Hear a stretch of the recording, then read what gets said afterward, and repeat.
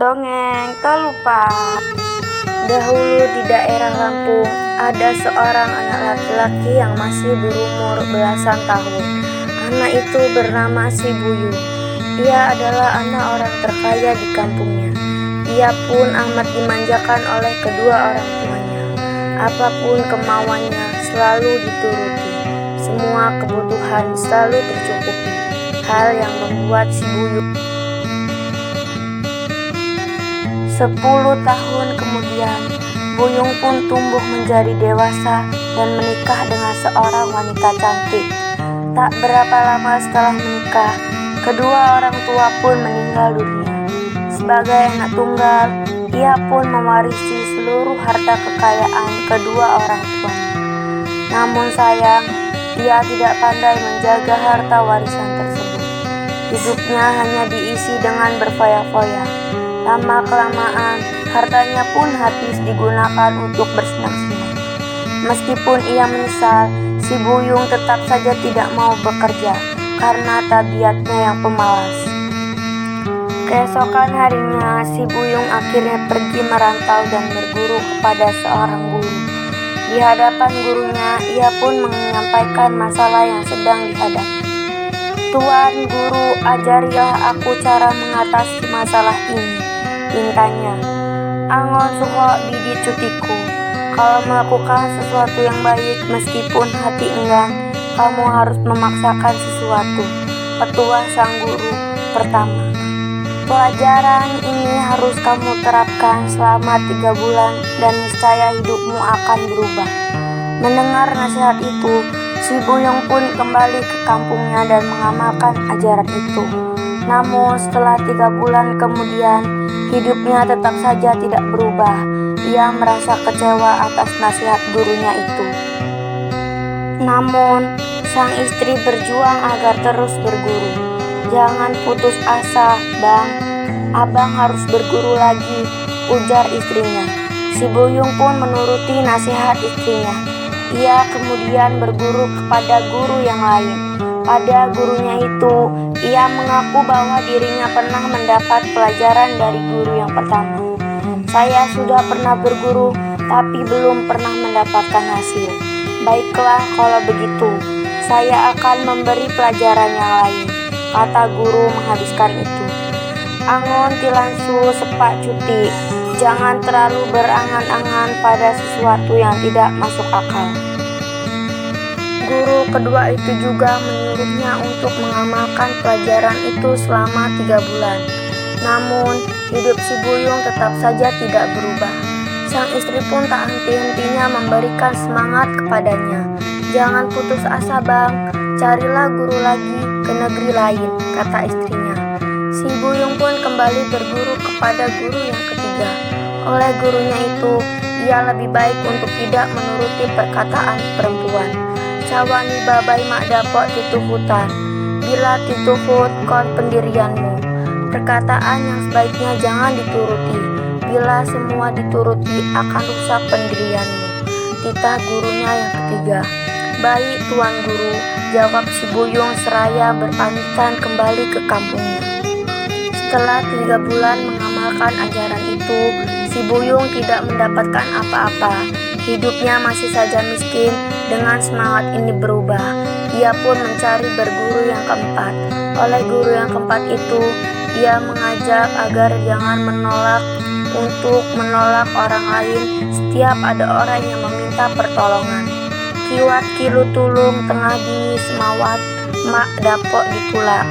Jika ada orang yang meminta izin pertolongan pada tengah malam atau dini hari sekalipun, jangan ditolak, kata sang guru.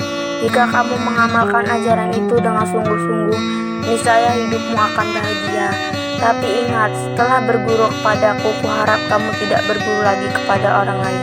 "Baik, Tuan." Suatu malam yang larut, saat Telupa sedang berdoa khusyuk, tiba-tiba terdengar suara ketukan pintu. Mendengar suara ketukan itu, Telupa segera membuka pintu rumah.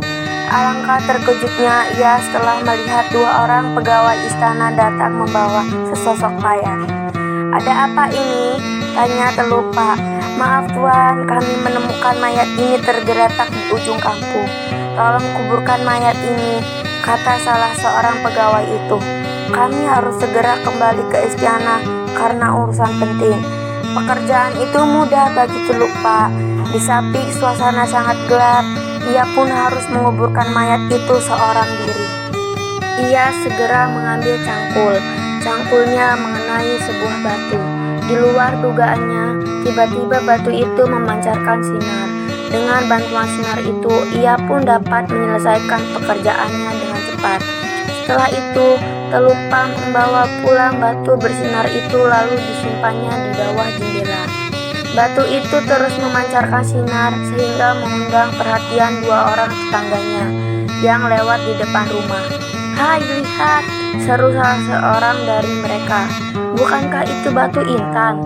"Iya, kamu benar. Batu itu pasti sangat mahal harganya," kala seorang yang lainnya. Kedua orang tersebut merekomendasikan ingin mengambil batu itu. Namun ternyata istri Teluk Pak yang mendengar kabar mereka, ia pun segera mengambil batu intan dan membawanya masuk ke dalam rumah.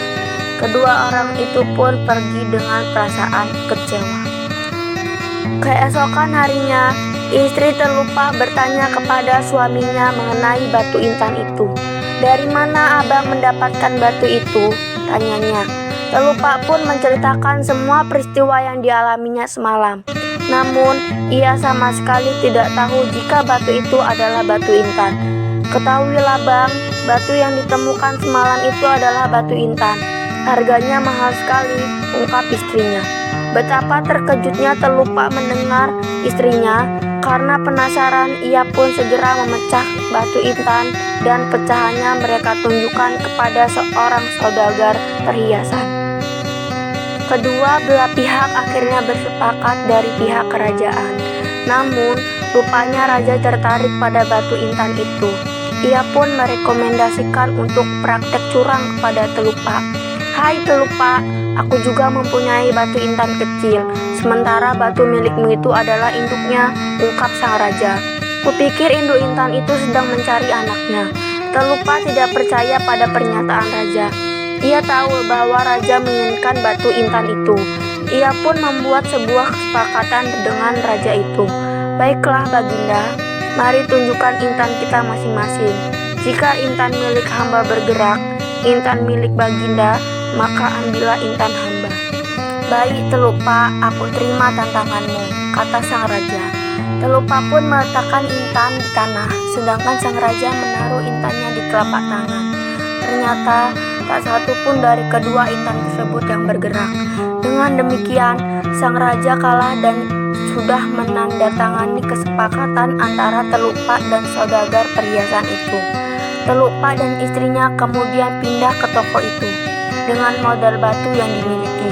Mereka akhirnya menjadi saudagar perhiasan yang kaya dan dermawan. Karena kedermawannya, ia amat dihormati dan dicintai oleh masyarakat. Setelah sang raja wafat, Teluk Pak diangkat menjadi raja. Ia dengan arif dan bijaksana. Rakyatnya pun senantiasa hidup rukun, damai, dan sejahtera.